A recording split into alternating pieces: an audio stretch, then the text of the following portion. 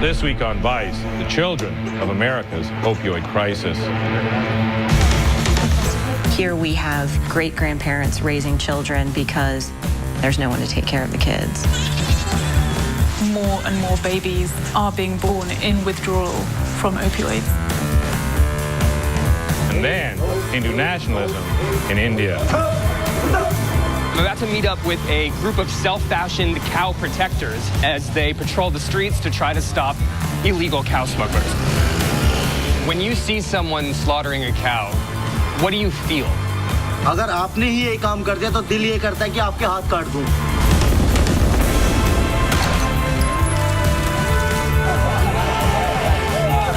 Right now, it's time for change.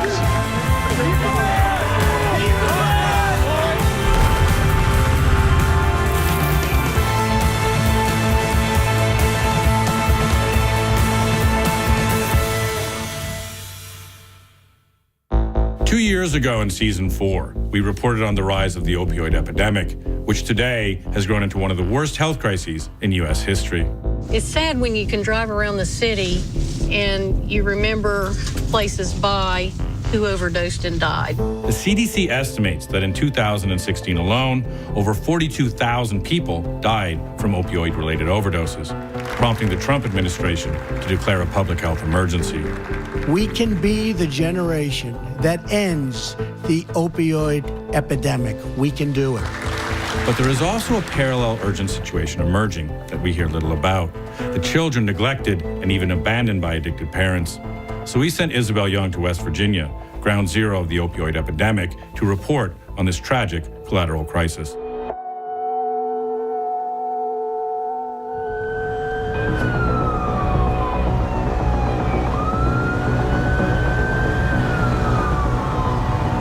Now being advised, just cell fire detaining in the area of 1014 Mel Street. Copy an overdose at Walnut. What was the cross street?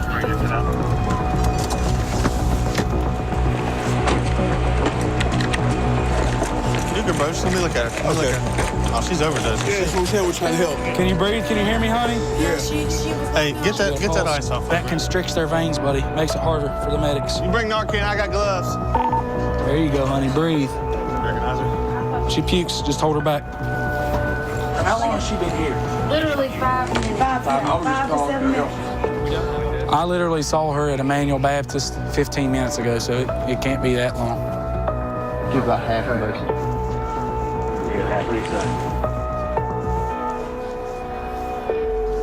Tessa, can you hear me? Come on, Tessa, wake up. There you go.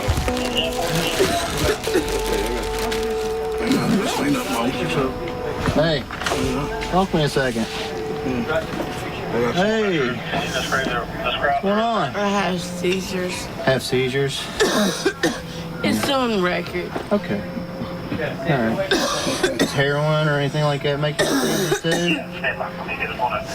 I'm not trying to get you in trouble, but I need to know, what did you take? We already know that you took heroin. We know that you took heroin, but how much did you take? Did you take white, brown, what? I don't know. She already had it in a rig, and then she jumped on me. So she gave you the heroin, you took the heroin. And then she beat you up? Yeah. That makes no sense. Tessa, you got to get it together, honey. Just came across this woman on the way to another scene. These cops are saying that they're here constantly saving people's lives. It seemed like you knew what you were doing there. You helped her out. Anytime I could help someone out, because there was a time that someone was helping me out. The way I've gotten it, I've narrowed it down to literally 2 overdoses a month. And the rate I'm going, I may not see 32. Do you have kids? Do you have any family? Yes, I do. And it's affected them tremendously because I'm not the father that I once was. Can I say something without being disrespectful to you? I've been sitting over here listening to you talk. I'll help you any way I can. These guys will help you any way they can. You know that. Get back with your kids, man. Come on. Hello, man.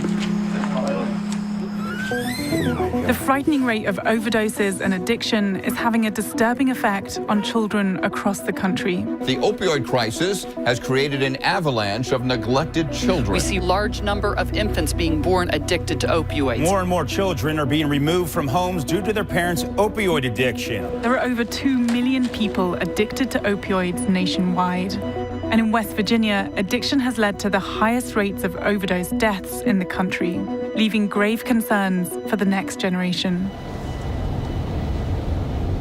We've managed to track down Tessa, who is the lady that we saw overdosing. We're driving right now just outside of Charleston to her mother's house where she's staying. How many times have you overdosed in the last couple of months? That was actually the only time. It makes me feel, really bad. Because I'd hate for my daughter to have to hear about her mom dying from an overdose. You can't bring up a daughter around that lifestyle. It's not fair to her. When my daughter was born, I didn't know much about how to raise a baby or anything. I was just so depressed and angry with myself. So I turned to the only thing I really had, which was drugs. What's at stake? I mean, what happens if you don't get clean? I feel like not only will I end up losing my daughter for good, I'll probably end up losing myself for good too. The deeper and deeper you go into this, the harder it is to climb back out. Tessa is one of a growing number of parents who lost custody of their children due to substance abuse. And around West Virginia, almost everyone we met was affected in some way by opioids, including Charleston Mayor Danny Jones. Charleston, West Virginia, baby. Oh, yeah, that's it. Kick it, baby.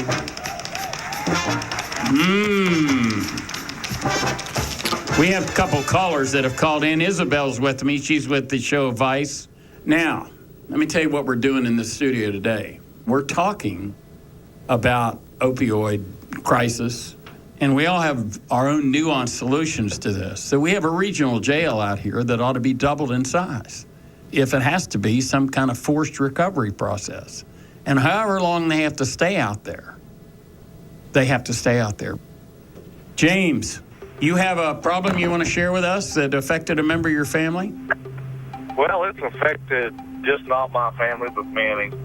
It's a plague. I don't think they need imprisoned, but I think they need to be put in camps. Do you not think that it might be better if family members stay together through this, or you think that it's total separation is the best way forward? No, I think hard love and tough love is the best way. And Steve, go ahead. How you doing, boss? Good. I've got two great boys. I've called you before. They're both on the stuff, and I'm like the mayor saying we need to build another jail and put a rehab in it and force them into it. I think jail works as an immediate solution because, number one, you'll save the addict's life. Number two, you'll get them away from all the people that they're affecting in a negative way. And obviously you're speaking from personal experience because you've locked your own son up in jail before. I think I had him arrested 2 or 3 times. The son of Charleston Mayor Danny Jones has been in the news for years, battling a drug addiction. And I spent a lot of money trying to fix him. To think that I'm not compassionate, doesn't understand my history, and it also doesn't understand the history of people that have been through this that have just said, enough. Across West Virginia, courts are seeing a growing number of criminal and child custody cases as a result of opiate-addicted parents. We spoke with Kanawha County prosecuting attorney Mary Claire Akers, who has recently seen her work increasingly involve children impacted by the crisis. What proportion of the cases that you take on are opioid-related? 90% or higher. In 2008, we took 285 children out of their homes. In 2016, we took 656 children. That's just in our county. How is the foster care system coping with the influx of children who are impacted by the opioid crisis? That system is overwhelmed and broken. We have great-grandparents raising children because their children and their children's children have gotten addicted, and there's no one to take care of the kids. As a direct result of children being removed from addicted family members, the West Virginia foster care system has grown from around 4,000 kids in 2015 to nearly 7,000 today. Children like Zachary, Eliana, and Asia, whose mother and grandmother struggled with addiction, were bounced around the foster system before being adopted by their great-aunt Donna. You can do it. Don't be a chicken. They could just tell you stories that, children shouldn't even know anything about. And they just tell it like they're talking about what's for dinner. You gonna teach me some skills? I can't teach you nothing, really. Are you?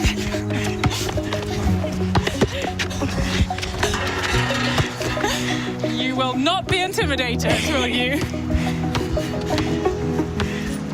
We never really got to know our real mom, We went in and out of CPS a lot, and I forgot where we went, but she was very mean and abusive. She'd hit us with a yardstick. Yeah. We'd have to stand up on the wall like that. Like you were getting searched, like at an airport or something. And she'd make us stay like that for at least 15 minutes at a time. So how many different foster families have you guys been with? A bunch. Yeah. Some of them we can't even remember. Yeah. But we know we've been there. And then we go to counseling for the stuff, and we have depression and anxiety and stuff. Whenever I'm in really big spaces, I feel like the world's gonna tip upside down. I'm gonna fall. And I get really dizzy. I would never wish what we went through on anybody. But those even younger have fallen victim to the crisis, with some children exposed to opioids before they even leave the womb.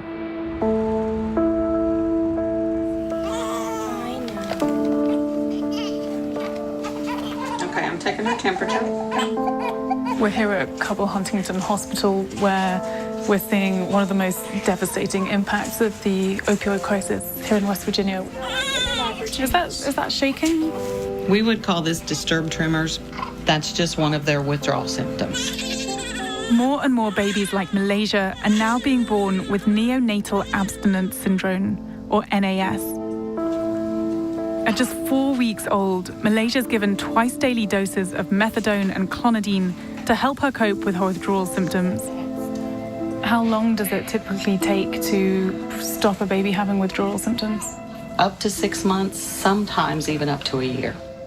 I can't even imagine what you go through and what you see on a daily basis and how hard it must be. Most days, you go home okay.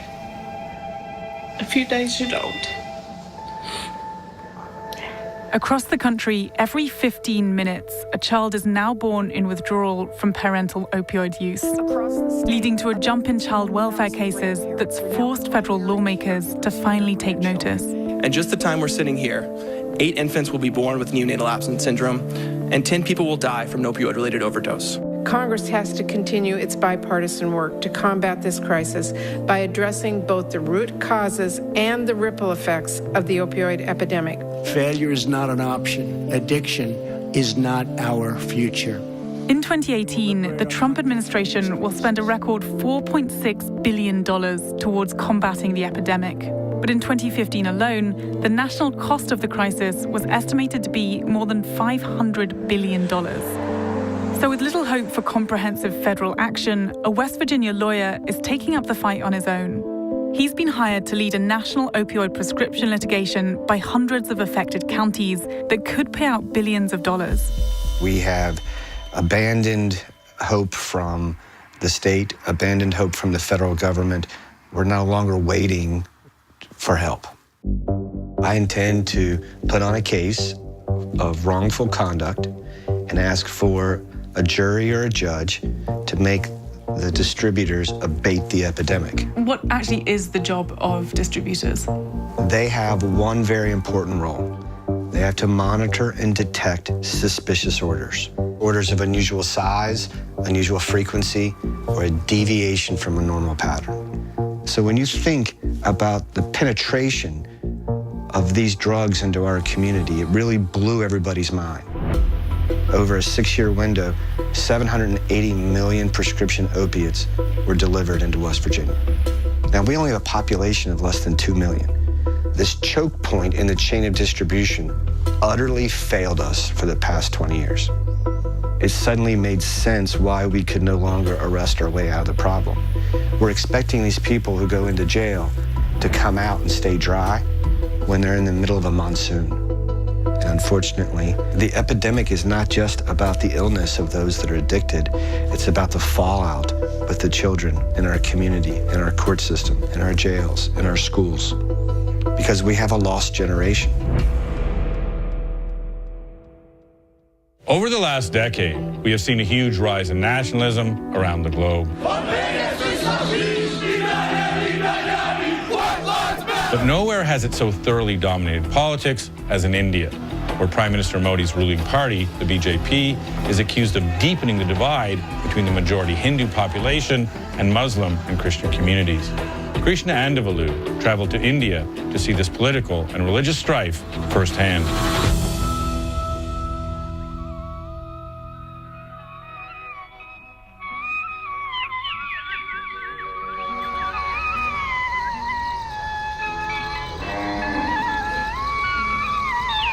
So it's before the sun rises, early in the morning, and this is when these cows pee. These guys are here with buckets trying to catch that piss because they think these cows are very holy and that the urine itself contains medicinal qualities. He's going.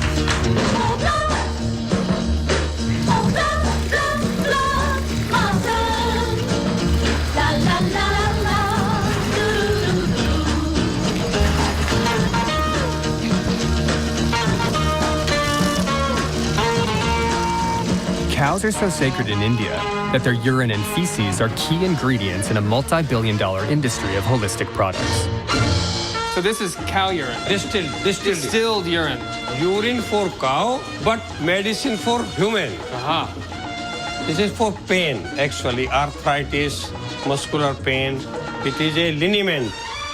So what's this? These are organic dhoop batti.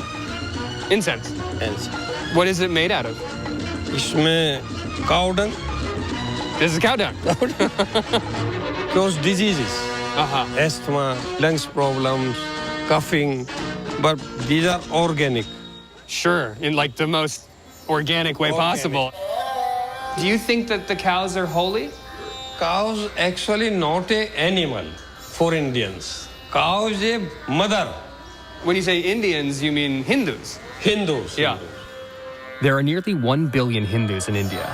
And as tensions rise between them and minority populations, it's the cow which has become the center of an, at times, violent movement. I'm a couple hours outside of Delhi in a small town called Meerut, and I'm about to meet up with a group of self-fashioned cow protectors, and I'm going to ride along with them as they patrol the streets to try to stop illegal cow smugglers.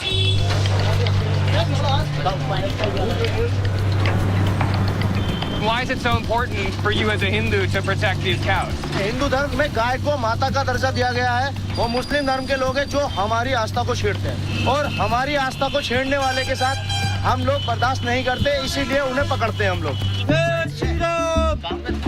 हाँ।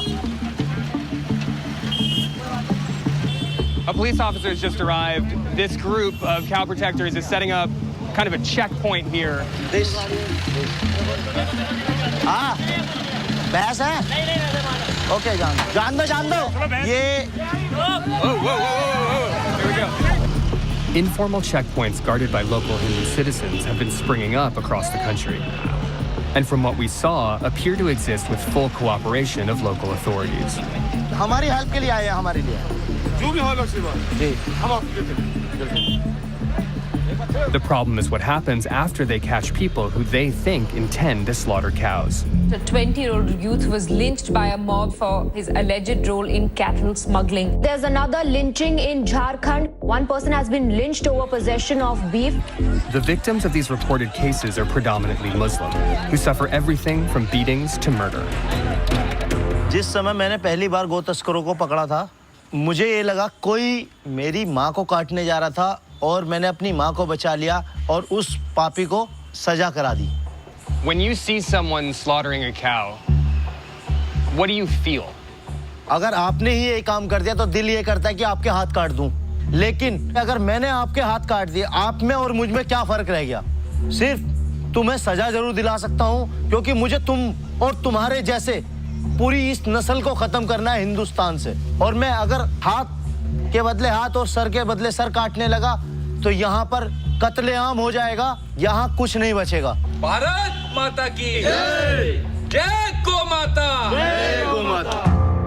In many parts of the country, just the suspicion of eating beef can get you killed. A 50-year-old man was beaten to death after a rumor spread in the area that the family had eaten beef. In the case of Muhammad Akhlaq, a farmer who was killed by a Hindu mob in 2015, not only did police investigate his murder, but also his alleged beef consumption. We spoke to Muhammad Akhlaq's brother about what happened. हमारे घर से करीब 200 metre की दूरी पे एक मंदिर है। मंदिर से एक अनाउंसमेंट होता है कि किसी ने कोई गाय काट के भीड़ इकट्ठी होती है और वो सिर्फ इखलाक के घर में जाके इखलाक को हिट किया, जबकि ना वहाँ कोई गाय कटी है, ना ही वहाँ पे कोई खून की दाग है, कुछ भी एविडेंस वहाँ नहीं है। The mob, they were Hindus? या क्या इखलाक की जान से ज्यादा कीमती है वो गाय? One report found that 97% of all cow vigilante murders in the last decade have taken place after Prime Minister Narendra Modi took power in 2014. To understand what's different about this recent spate of violence, we spoke to Dr. Shashi Tharoor, a Hindu historian and author who served as a United Nations Under-Secretary General and who is now an opposition member of India's parliament. India has had communal or religious violence throughout its history. Is it worse now? There have been periodic eruptions, and certainly the worst was the partition of India in 1947, when the British carved Pakistan out of the stooped shoulders of India, and that witnessed a genocide that led to about 1 million people dying. Obviously, there's been nothing else like that since, but what was very important was that the state stood behind the secular principle that everybody is equal and that religion will not determine your rights in this country. But for the first time, we have a government which comes from an ideological background that actually calls into question their commitment to the equality principle of the Constitution. That party is the Bharatiya Janata Party, or BJP, a right-wing party with close ties to Hindu nationalism. Calling out the BJP's religious extremism has made Dr. Tharoor a political target. He's now caught up in a national scandal of his own. We completely reject the charge against Shri Shashi Tharoor. This is coming from the factory of lies of Prime Minister Shri Narendra Modi. As secularism wanes, many BJP leaders aren't shy about sharing their Hindu nationalist beliefs. We are very keen that this country should remain overwhelmingly Hindu majority country. ಎಲ್ಲಿ ತನಕ ಜಗತ್ತಿನಲ್ಲಿ ಇಸ್ಲಾಂ ಇರುತ್ತೆ ಅಲ್ಲಿ ತನಕನೂ ಈ ಭಯೋತ್ಪಾದನೆ ಇರುತ್ತೆ. अगर हिंदुस्तान में रहकर अगर हिंदुओं को अगर कोई ललकारेगा उसको इस भारत देश में हम रहने नहीं देंगे.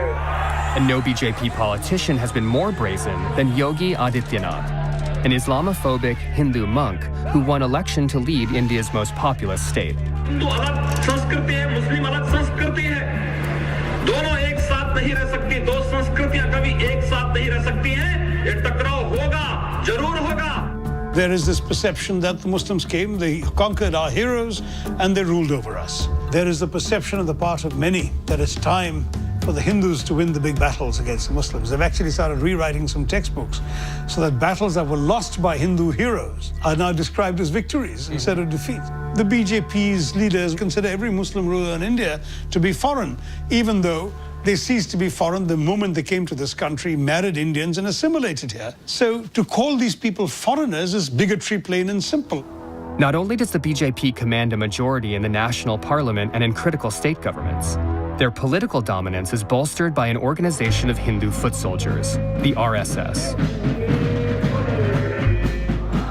This is the annual meeting of the Rashtriya Swamsevak Sangh, or RSS.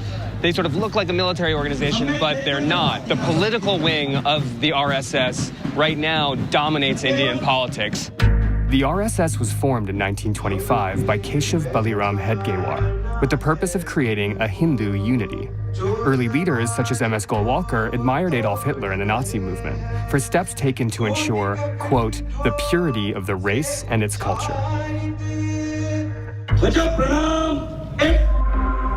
With as many as 6 million members across the country, the RSS is said to be the largest voluntary paramilitary organization in the world, though their leadership denies this categorization. The ruling party, the BJP, was formed from the RSS. 3 of the highest-ranking officers of the BJP, including the Prime Minister, were former members of the RSS. So the ideology behind this organization, its reason for existing, the idea that Mother India is a Hindu nation, is baked into the very concept of what the BJP is trying to do as a political party.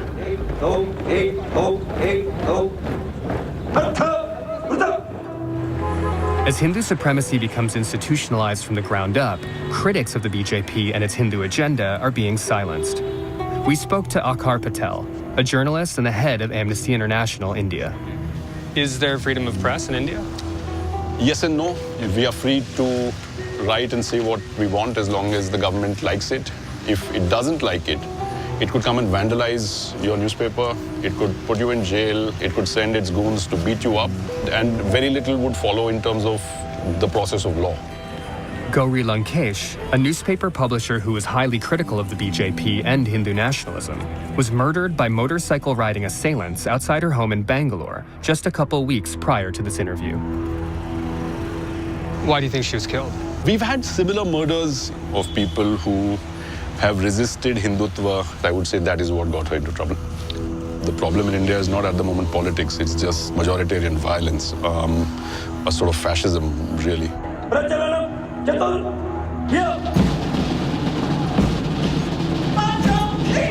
Do you think that India is a Hindu nation? Yes. All over the world is suffering from the Muslim attacks, jihadi groups. We did not oppose any community, we did not oppose. But they will follow our rules.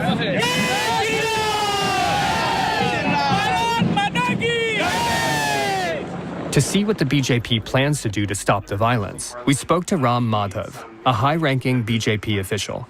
The messaging that the BJP is unabashedly a Hindu party, has that helped push the agenda, push the popularity forward? BJP is a party wedded to Indian nationalism, but it is not any religion-specific identity.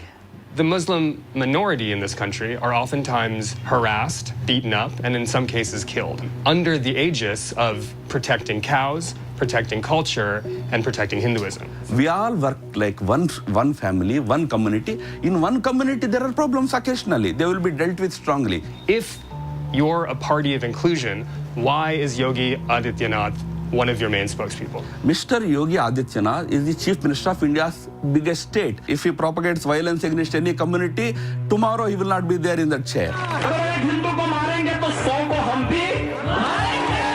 I have objections to him saying that if one Hindu is killed, 100 Muslims should be killed. He never said it. It's a complete misrepresentation of facts about him. The appearance of the BJP being a Hindu nationalist party, the idea that cow protectors, vigilante groups are killing people, the idea that textbooks are being changed, all of these things to an outside observer reeks of authoritarianism, even fascism. You are an outsider, you have misread it. No, I'm seeing it with my eyes, I'm hearing it with my ears, and I'm on the streets. So you have not seen India correctly. Your eyes are misleading, please correct your eyes. Sadly, it is a sort of cultural backlash we're seeing in many countries around the world. Make America great again is very much like what the BJP is trying to do in India. It's making Hindu India great again. You've got the same phenomenon with the Hungarian right, the Jobbik movement. You've got the same with Marine Le Pen in France and the National Front. You've got the Brexit vote, which is in very many respects an anti-immigrant vote. So it's all saying, let's push out the foreigners, let's push out the people who are not like us, and let's return to a purer version of what our countries were all about, because those were the good old days. Sounds like fascism. I'm afraid in many respects, that's precisely what it reminds some of us of. I mean, frankly, I never thought we'd see a time when people could say, gosh, in India, it's safer to be a cow than a Muslim. We must win back this battle because it's a battle for India's soul.